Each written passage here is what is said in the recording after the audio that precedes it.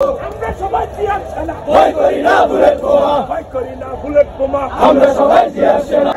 আজকে লাখো জনতার সমাগম হয়েছে শুধু মরহুম প্রেসিডেন্ট শহীদ জিয়াউর রহমানের আদর্শে অনুপ্রাণিত হয়ে। আপনারা ইতিপূর্বে দেখেছেন যে এই স্বৈরাচারী দূষররা শেখ হাসিনা এই শহীদ প্রেসিডেন্ট জিয়াউর রহমানের মাজারটাকেও বিলুপ্ত করে দিয়েছিল। আজকে তারা কোথায়?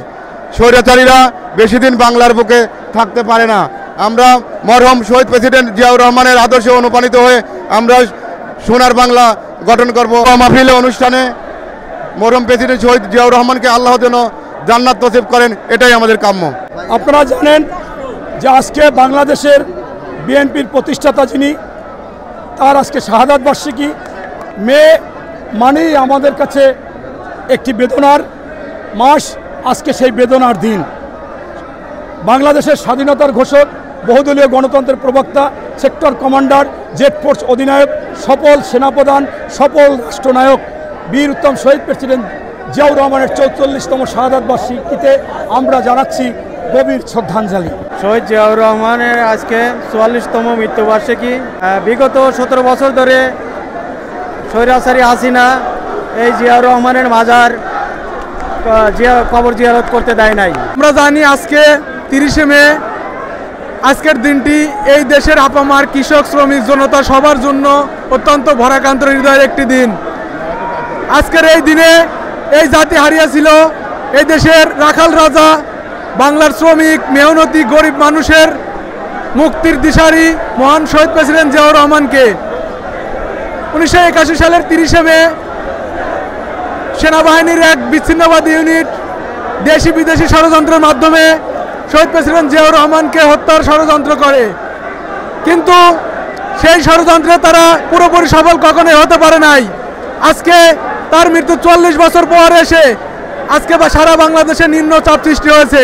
তারপরে ওনার স্মরণে ওনাকে শ্রদ্ধা জানাতে এই শহীদ মিনারে লাখ লাখ মানুষের ভিড় হয়েছে, শুধুমাত্র ওনার রাজনৈতিক আদর্শ ভালোবাসা বুকে ধারণ করে। বাংলার মকুটিন সম্রাট, রাখাল রাজা, গণতন্ত্রের প্রবক্তা শহীদ প্রেসিডেন্ট জিয়াউর রহমানের 44তম মৃত্যুবার্ষিকীতে আজ ঘর থেকে বেরিয়ে এসেছেন শহীদ জিয়া পরিবারের আদর্শের সৈনিকেরা। আমরা জানি যে 1981 সালের 30শে মে একদল বিপদগামী সেনাবাহিনীর হাতে হত্যা করা হয়েছে জনাব মরহুম শহীদ প্রেসিডেন্ট জিয়াউর রহমানকে। আপনারা জানেন বাংলাদেশের মুকুটবিহীন সম্রাট আব্দুল হামিদ খান ভাসানী, তিনি নেতার নেতা। তিনি যখন অসুস্থ শয্যাশায়ী, সেই দিন তার নেতাকর্মীরা দেখতে গেলে তাকে জিজ্ঞাসা করেছিল যে হুজুর কেমন আছেন? বলে আমি ভালো আছি, কিন্তু তোমাদের সকলের কাছে আমার একটা নিবেদন, অনুরোধ, বাংলাদেশে একজন ভালো ব্যক্তি পেয়েছি আমি, যে ভালো, তারকে তোমরা সহযোগিতা করবা, তার কাজ করবা, তাকে তোমরা সমর্থন দিবা। বলছে হুজুর সে ব্যক্তিটা কে? বলছে যে বর্তমানে রাষ্ট্রপতি জিয়াউর রহমান।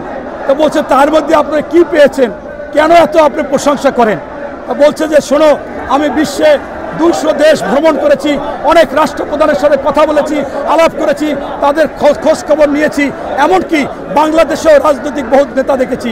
তবে এই জিয়াউর রহমানের মতো একজন নিঃস্বার্থপর, নির্লোভ, পরিবারতন্ত্রহীন, রাজনৈতিক দলীয়করণহীন এরকম কোনো নেতা আমি এখন পর্যন্ত পাইনি।